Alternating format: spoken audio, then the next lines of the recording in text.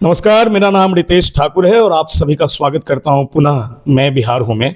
और हमारा पॉडकास्ट जो सीरीज़ चल रहा है बिहार की बात, उसमें आज हमारे साथ जो गेस्ट मौजूद हैं वो बहुत स्पेशल हैं। उनसे मैं आपको रूबरू कराऊं, उनसे पहले मैं आपको बता दूं, वो बिहार का एक ऐसा छात्र वो रहे जो कि जब बिहार में शिक्षा व्यवस्था उतनी अच्छी नहीं थी, फिर भी उन्होंने बेहतर शिक्षा अपने लिए हासिल की, संघर्ष के साथ हासिल की और अपने संघर्षों के साथ वो अमेरिका के हार्वर्ड तक पहुँचे और फिर उन्होंने एक किताब लिखी, कटिहार टू कैनेडी। माफ़ कीजिएगा आवाज़ के लिए, थोड़ी आवाज़ फंसी हुई है, लेकिन जो व्यक्तित्व हमारे सामने है उनके साथ आज मुझे जुड़कर बहुत खुशी हो रही है।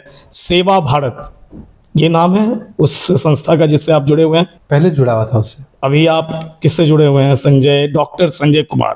तो अभी मैं अपना एक तो नॉन प्रॉफिट ऑर्गेनाइजेशन चला रहा हूँ, एनजीओ चला रहा हूँ, जिसका नाम है जस्टिस फाउंडेशन, जिसके माध्यम से हम सरकारी स्कूल के बच्चों को मार्गदर्शन देते हैं, वर्कशॉप्स करते हैं उनके साथ, उनको गाइड करते हैं कि करियर कैसे बनाना है, किस तरीके का बनाना है। और उसके अलावा एक कंपनी चला रहे हैं जिसका नाम है सोहम ग्लोबल एजुकेशन। अच्छा। तो उसके माध्यम से हम कुछ बच्चों को जो विदेश में अच्छे यूनिवर्सिटी में पढ़ना चाहते हैं उसके लिए उनको तैयार करते हैं, काउंसलिंग करते हैं। और फिर हाई स्कूल के बच्चों के लिए हम experiential learning program, leadership program, ये सब हम लोग रन कर रहे हैं। मैंने देखा हाल के आपके सोशल मीडिया पोस्ट में कि कुछ MOUs भी आपने साइन किए हैं कुछ बाहर की जो संस्थाएं हैं एजुकेशन से रिलेटेड, ऐसा कुछ? हाँ, तो एक तो हम लोग MIT के कुछ प्रोफेसर्स हैं, उनके साथ हम बहुत क्लोजली काम कर रहे हैं। और जापान की एक कंपनी है, उनके साथ भी बहुत क्लोजली काम कर रहे हैं। तो हमारा उद्देश्य ये है कि जो भी हम हाई स्कूल के बच्चों के साथ यहाँ पे काम करें तो उसमें यहाँ के बच्चों को बाहर के लोगों के साथ मिलने का मौका मिले, बाहर भी जाने का मौका मिले, एक्सपोजर मिले, और बाहर के बच्चे आकर हमारे भारत को देख सकें। तो उसके लिए भी हम प्रोग्राम डेवलप कर रहे हैं इस सोहम ग्लोबल एजुकेशन के माध्यम से, जिसमें हमने उसका नाम रखा है Indian school of purpose and impact. अच्छा। ISPI। तो ISPI, तो इस सोहम ग्लोबल में 2 ब्रांड है, एक ब्लू ओशन है। ब्लू ओशन ये है जिसके माध्यम से हम बच्चों को बाहर के लिए तैयार कर रहे हैं, जो टॉप यूनिवर्सिटी है से कि वर्ल्ड के जो टॉप 100 यूनिवर्सिटीज हैं, है ना, उसके लिए हम तैयार कर रहे हैं, जिसमें वो अंडर ग्रेड करने जा रहे हैं, पोस्ट ग्रेजुएट करने जाना चाहते हैं, PhD करने जाना चाहते हैं। तो उनको हम काउंसिल करते हैं, उनको हम तैयार करते हैं। और दूसरा जो हमारा ब्रांड है उसका नाम है ISPI, Indian school of purpose and impact. उसके अंतर्गत हम हाई स्कूल के बच्चों के लिए अभी हम जो तरह तरह के लीडरशिप प्रोग्राम रन कर रहे हैं, जिसमें हम विदेश से भी लोगों को, बच्चों को बुलाने का प्लान कर रहे हैं समर में, अगले साल 2025 में। और खास करके वो बच्चों को बिहार लाने का प्लान कर रहे हैं ताकि वो कटिहार देख सकें, गया जा सकें, नालंदा देख सकें और वो यहाँ से बहुत कुछ सीख सकें। तो अच्छा। ये उस ब्रांड में हमारा काम है। इस तरह की ट्रेनिंग्स हम हाई स्कूल के बच्चों के लिए कर रहे हैं। लेकिन संजय जी, सबसे पहले मैं आपसे बात करना चाहूँगा आपके वो जो शुरुआती दिन थे जिसमें आप बिहार में अपनी पढ़ाई कर रहे थे और बिहार से होते हुए उस दौर में जो शिक्षा व्यवस्था थी आप उससे वाकिफ़ हैं, फिर भी आप हार्वर्ड तक पहुंचे। अपनी उस जर्नी के बारे में अगर थोड़ा बता पाए हमारे दर्शकों को आप। श्योर। सो बहुत ही इंटरेस्टिंग जर्नी रही। कटिहार के एक हाई स्कूल में हमने पढ़ाई की, सरकारी हाई स्कूल में पढ़ाई की। फिर उसके बाद यहाँ से दिल्ली विश्वविद्यालय गए, JNU में पढ़े। और सरकारी स्कूल में पढ़ने के कारण उस समय बेस बहुत स्ट्रांग नहीं था, इसलिए बहुत स्ट्रगल भी करना पड़ता था। लेकिन जब JNU में पढ़ाई पूरी की और एक सामाजिक संस्था मतलब NGO में ज्वाइन किया, सेवा भारत में, तो उस समय मुझे ये एहसास हुआ कि वर्ल्ड के किसी अच्छे जगह में जाकर पढ़ाई करनी चाहिए। और सेवा में काम करते हुए मुझे एक छोटा सा डिप्लोमा प्रोग्राम करने का मौका मिला था नीदरलैंड्स में, हेग में। अच्छा। तो द हेग में जब हम गए थे इंस्टीट्यूट ऑफ सोशल स्टडीज़ में, तो हमने देखा कि जो वेस्टर्न कंट्रीज़ की जो पढ़ाई का जो सिस्टम है और जो पूरा क्लासरूम होता है, जो फैकल्टी होते हैं जो पढ़ाते हैं, बड़ा ही फैसिनेटिंग था, बहुत ही अपीलिंग था। तो हमें ऐसा लगा कि वापस कभी ना कभी वेस्टर्न वर्ल्ड में आना है पढ़ाई करने के लिए। तो हालांकि मैंने अपना PhD पूरा कर लिया था JNU से जी, फिर भी हमने डिसाइड किया कि मैं एक मास्टर्स प्रोग्राम करने के लिए USA जाऊंगा। और सिर्फ मैंने हार्वर्ड में ही अप्लाई किया। अच्छा। तो और हार्वर्ड में मेरा सिलेक्शन भी हो गया और पूरा स्कॉलरशिप भी मिला। तो लगभग उस समय के हिसाब से आप समझिए कि 80 लाख का स्कॉलरशिप मिला था। तो वो फिर मैंने जाके मास्टर्स का प्रोग्राम किया, तो बहुत ही इंटरेस्टिंग रहा कि एक सरकारी स्कूल से पढ़ाई की शुरुआत करने के बाद, और वो लगभग मिड करियर था हमारा, 38 साल की उम्र में हम गए थे पढ़ाई करने के लिए। अच्छा। तो मुझे लगता है कि पढ़ाई करने के लिए कोई और ज्ञान प्राप्त करने के लिए की कोई उम्र नहीं होती है। तो ये एक इच्छा होती है, एक भूख होता है, और मुझे ऐसा लगता है कि छोटे शहर के बच्चों में ये भूख बहुत ज़्यादा होती है। बिल्कुल, है ना। तो ये बहुत ही प्रूवन रहा है, और वो भूख आज भी कहीं ना कहीं कायम है। अभी भी आप पढ़ ही रहे हैं, शिक्षा पा ही रहे हैं कहीं ना कहीं। हाँ, मतलब सीखने की प्रक्रिया जारी है। सीखने की प्रक्रिया, लर्निंग प्रोग्रेस में है, और मुझे ऐसा लगता है कि सबको ऐसा करना चाहिए। बहुत ही मज़ा आता है, क्योंकि जिस तरीके से किसी पौधा को उगाने के लिए या फिर पेड़ को बड़ा करने के लिए पानी चाहिए, धूप चाहिए, छाया चाहिए, सब कुछ चाहिए, तो उसी तरीके से हमारे ब्रेन को भी डेवलप होते रहना चाहिए। और ब्रेन को मजबूत, मसल्स को मजबूत रखने के लिए जब हम अपने आप को चैलेंज करते हैं, ज्ञान के माध्यम से चैलेंज करते हैं, सोचते हैं, समझते हैं, पढ़ते हैं, लोगों से मिलते हैं, और हम ओपन माइंड से मिलते हैं, क्योंकि जब सीखने वाला कोई भी व्यक्ति हो, उसको अपना माइंड ओपन रखना होता है। अगर आप बंद माइंड से कुछ नहीं सीख सकते हैं। तो जो आज भी हमारा माइंड ओपन है, हम सीखते रहते हैं, अपने से छोटे उम्र के बच्चों से सीखते हैं, नौजवानों से सीखते हैं, हम उम्र से सीखते हैं, बड़ों से सीखते हैं, तो बड़ा मज़ा आता है। तो ज्ञान के चक्षु अभी भी खुले हुए हैं। ऐसा लगता है कि फिर से एक बार जाए पढ़ने के लिए और 1 साल रह के कोई कोर्स करें, इस तरीके का मन में हमेशा आता रहता है। तो वो भूख है, वो भूख जो है वो कहीं ना कहीं बनी हुई है, और देखिए क्या होता है। लेकिन अभी कोई तत्काल प्लान नहीं है, बट हाँ, मतलब भारत में भी, हमारे देश में बहुत कुछ है सीखने को, तो सीखते रहते हैं, हर दिन सीखते हैं। हम सभी सचिन तेंदुलकर से वाकिफ़ हैं। 200 बनाने वाले पहले बल्लेबाज थे, डबल सेंचुरी बनाने वाले। उससे रवि शास्त्री ने पूछा था कि what now, and he said I am still learning. So आप में भी वो बातें झलकती है। You have achieved so much sir, बहुत अचीवमेंट है रही है। फिर आपने अपनी कहानी को लिखा एक पुस्तक के रूप में, कटिहार टू कैनेडी, और वो पुस्तक काफ़ी अच्छे चर्चा में रही। अभी ऑनलाइन अवेलेबल भी है, हमने पढ़ी, आपने एक प्रति हमें भेंट की थी, थैंक यू सो मच, पढ़ी भी है।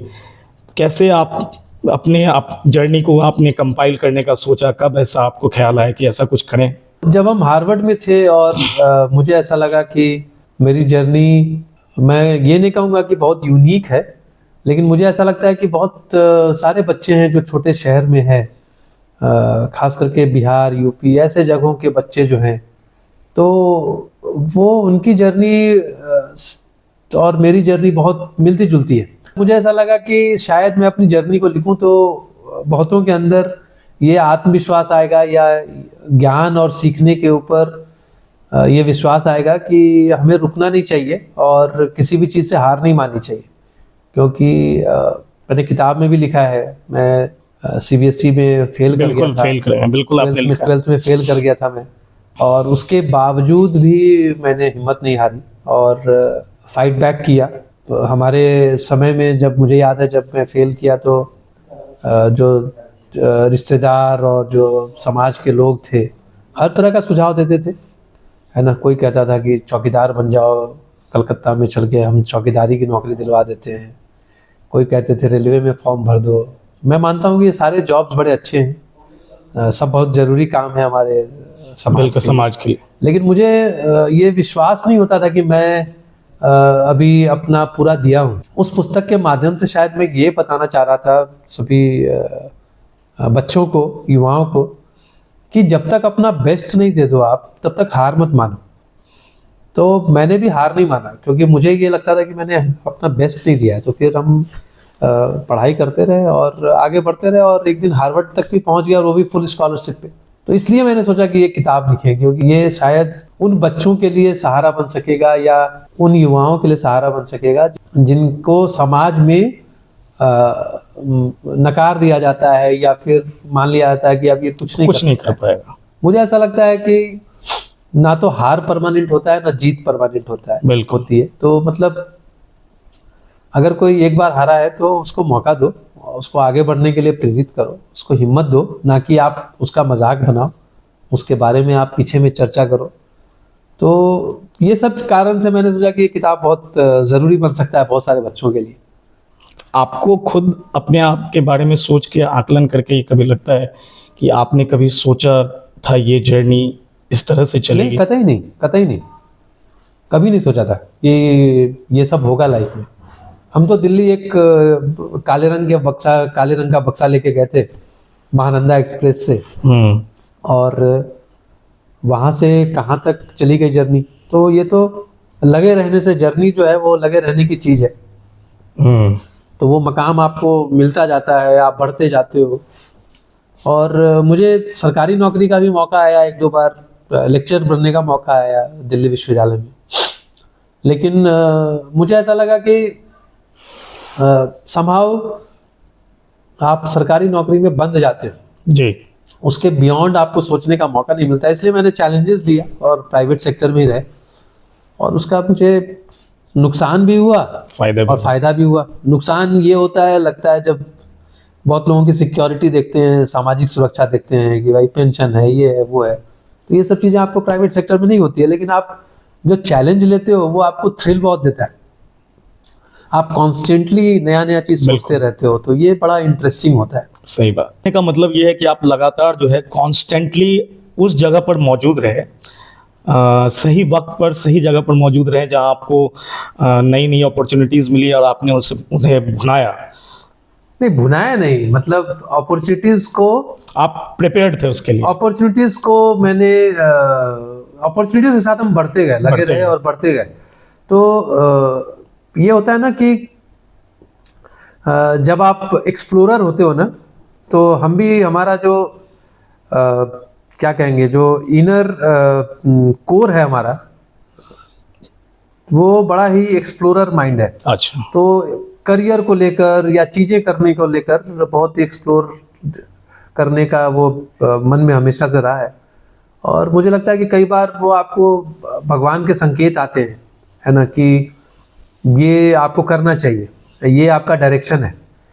तो मैं इस डिस्कशन के माध्यम से आप लोगों को, ये भी जो दर्शक देख रहे हैं, सबको एक सजेस्ट करूंगा एक किताब पढ़ने की। द अल्केमिस्ट करके एक किताब है।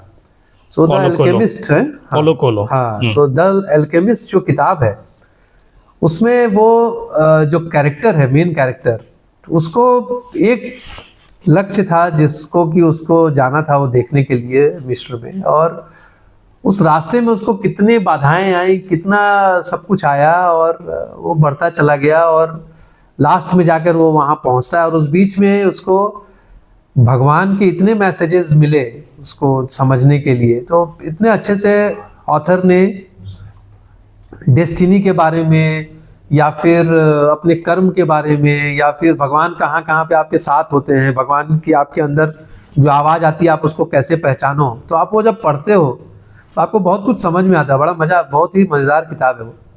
तो वो किताब सबको बहुत पढ़नी चाहिए। तो मैंने भी पढ़ी है वो किताब, बट मैं उसको प्रैक्टिस में करके देखता रहता हूँ, और बहुत ही इंजॉयबल हो जाता है जर्नी। चैलेंजेस हैं लेकिन बड़ा मज़ेदार चैलेंजेस होता है।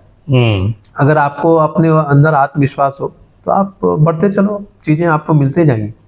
तो बीइंग एक्सप्लोरर, अभी आप कुछ और एक्सप्लोर कर रहे हैं। हाल के जो आपकी पारी है, राजनीति में आप प्रवेश कर रहे हैं। आपने हाल ही में प्राथमिक सदस्यता ली एक राजनीतिक पार्टी की। ये आपको बीइंग एक्सप्लोरर कुछ हिंट मिला है ईश्वर से, या आप कैसे आ रहे हैं? एक्चुअली में मुझे ऐसा लगता है कि अपने राज्य के लिए, बिहार के लिए, बिहार ऐसा लगता है जैसे हमारा सोल यहीं पे है। हम कहीं भी रहे, बिल्कुल, अमेरिका में रहे, दिल्ली में रहे, तो कटिहार में घर है, और लगभग हर महीने आना जाना होता है। और कई बार पर्पस के साथ आते हैं, कई बार बिना पर्पस भी आते हैं। और यहाँ पे बहुत तरह से प्रयास करते रहे, बहुत तरीके से, कि शिक्षा के क्षेत्र में कुछ कर पाएँ हम, और बच्चों को हेल्प कर सकें, और वो भी अपने जो NGO है हमारा, जस्टिस फाउंडेशन, उसके माध्यम से। तो मुझे एक चीज़ समझ में आया कि कुछ आपके लक्ष्य हो सकते हैं, और लक्ष्य को पूरा करने के लिए कई माध्यम होते हैं, कई माध्यम हो सकते हैं। और माध्यम, सही माध्यम को बिना चुने हुए शायद आप लक्ष्य तक नहीं पहुंच सकते। अगर हमको हिमालय पर्वत जाना है तो उसके कई रास्ते होंगे, लेकिन एक रास्ता होगा जो लोगों ने बनाया है, जिसके माध्यम से लोग जाते हैं।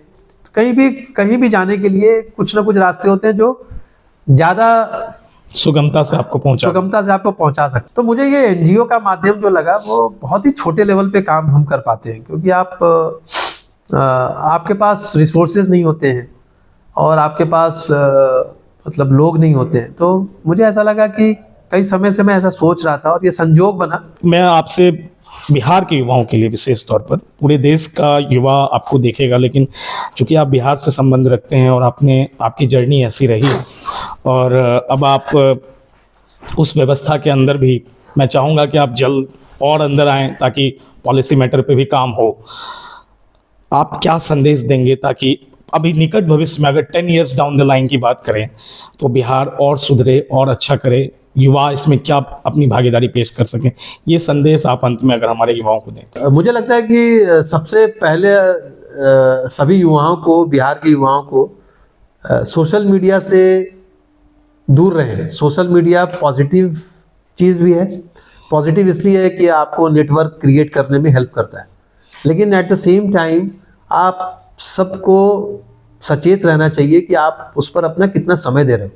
आपके लिए ये लेट ना हो जाए कि आपका सारा समय आप फ़ोन और सोशल मीडिया पे दे दो और जब करियर बनाने का समय था वो समय आपने गंवा दिया और बाद में आप सोचोगे तो कुछ होगा नहीं। तो as a student, as a युवा, मुझे ऐसा लगता है कि फ़ोन और सोशल मीडिया का इस्तेमाल उतना ही कीजिए जितना ज़रूरत है और अपने समय को नष्ट मत कीजिए। समय से ज़्यादा कीमती कुछ नहीं है। यही एक ऐसा चीज़ है जो वापस नहीं मिलता है आपको। जब आपका समय चला जाता है तो आप पछताते हो या फिर आप रिग्रेट करते हो और आप फिर दोष देने लगते हो कि सरकार ये नहीं ऑफ़र करती थी, मेरे फादर के पास पैसा नहीं था, या फिर कई चीज़ों को आप दोषी देने लगते हो। आप भारत में देखो, एक से एक उदाहरण है हमारे सामने, जहाँ गरीब का बच्चा IAS बन जा रहा है, चाय वाले का बच्चा इंजीनियर बन जा रहा है। तो आप क्यों नहीं बन सकते हो?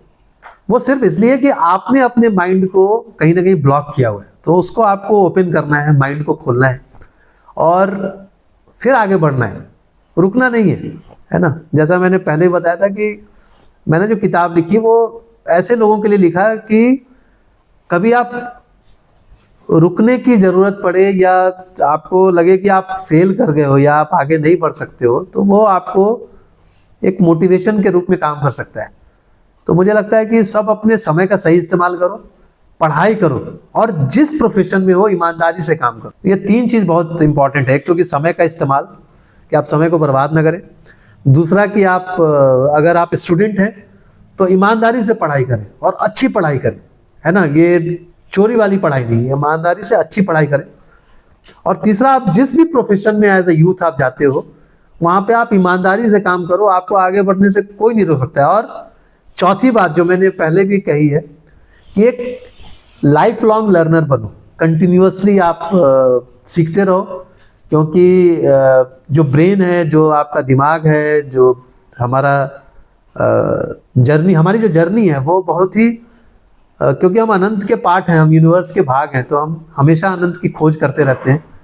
और अपने आप को रोको मत, आप बस खोजते रहो, तो वैसे आप कहीं भी जा सकते हो। जो भी आप चाहो अचीव करना आप कर सकते हो। So I think these are some of the key messages जो मैं बच्चों को देना चाहूँगा, युवाओं को देना चाहूँगा। डॉक्टर साहब ने कहा थैंक यू सो मच हमारे साथ जुड़ने के लिए और हमारे युवाओं को इतना प्रेरणा देने के लिए, और उम्मीद करेंगे कि आप अपने नई पारी में, नए मुकाम पर जल्द से जल्द पहुँचे। Thank you so much.